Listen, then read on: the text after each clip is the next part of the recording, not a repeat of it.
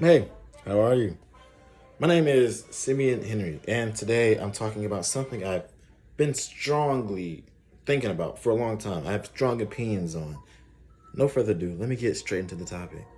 The overloving of animals. How misplaced compassion has harmed the human society. And off the first here, you're kind of like, what are you talking about? I love my animal. What that hasn't messed up society at all. Well, I'm here to tell you, yes, it has. First, imagine a society where people feel more outraged over a dog being mistreated than a homeless person freezing on the street. Sorry to break it to you, that is not hypothetical. That is our society. Today, we value the lives of animals far more than we do humans, and it's at the highest it's ever been. Morals are out of place, empathy is lost, compassion is at an all time low because we value animals over humans. I'm not saying it's bad to love animals. What I am saying is, it's a fine line between the hierarchy. Humans on top, animals are at the bottom. But I'm gonna get more into my speech actually. As someone who's observed pets a lot actually, so I've had pets. I can speak on this. My friends have pets. My family has pets. Someone who's observed pets and how they dominate the media, social movements, spending habits. I have noticed that our affection for animals has grown to a point where it can harm our sense of humanity. Whether you're a devoted animal lover or not, me, you, maybe, I don't know. This matters. This is important. Our cultural priorities, they shape how we allocate empathy, charity, justice, and love in our communities. The overloving of animals has shifted compassion away from people and contributed to the moral and social decline in the West. Look, I don't want to speak too much, but I will speak a lot. Today, I'm going to show you how prioritizing animals distorts moral and financial priorities, how it reduces empathy towards vulnerable humans, and why we need to recenter human welfare to build a healthier society. It's very important that we do this. One, distorted priorities and resources. Americans have spent over $150 billion on pets in 2023, more than the GDP of some small nations. Meanwhile, over 37 million Americans live in poverty. Our priorities are out of line.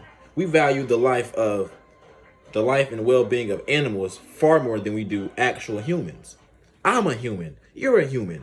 That should mean something to someone out there. I get that we love our pets, but would you kill a human over your pet? Some of you guys answered yes. I know you guys did. Look, our emotional energy and spending often favor to comfort animals over addressing urgent human suffering. Consider how viral animal cruelty cases generate nation outrage. Consider how the world acts off of an animal cruelty case. Sometimes that overshadows actual tragedies that are faced by marginalized communities. It overshadows killings, robberies, poverty, sickness, deaths. An animal cruelty case overshadows actual human problems. Isn't that concerning to an extent? Honestly, though, and everything I said, this isn't too much even about the money. This is about compassion. Like, how far and where does our compassion go? Where? Decline in human empathy. This is something I really think heavily about. When society idolizes animals, we subconsciously devalue people, especially those who are messy or inconvenient. A 2017 study in Society and Animals found that people often express more empathy for dogs than for adult humans in distress scenarios. Viral outrage over a dog locked in a car can easily surpass concern for homeless people on the street. And we've seen that. There are literal commercials about homeless animals. A homeless animal. Animals are built to live in the wild. There are commercials of homeless Animals. When's the last time you seen a commercial of a homeless dude trying to help the homeless? When is the last time? I don't know. Maybe you saw it yesterday. Maybe you haven't. I haven't seen it in a while, but I have seen those animal commercials. That isn't that concerning? Isn't that concerning, bro? This selective compassion creates a hierarchy of care, fracturing the social fabric and weakening the moral backbone of our communities. It does it so very often. Translation. I mean, not translation. I didn't mean to that. When a transition. And the consequences extend beyond empathy. They ripple into our culture, and politics. Going to my next point. Cultural consequences and the need to prioritize humans.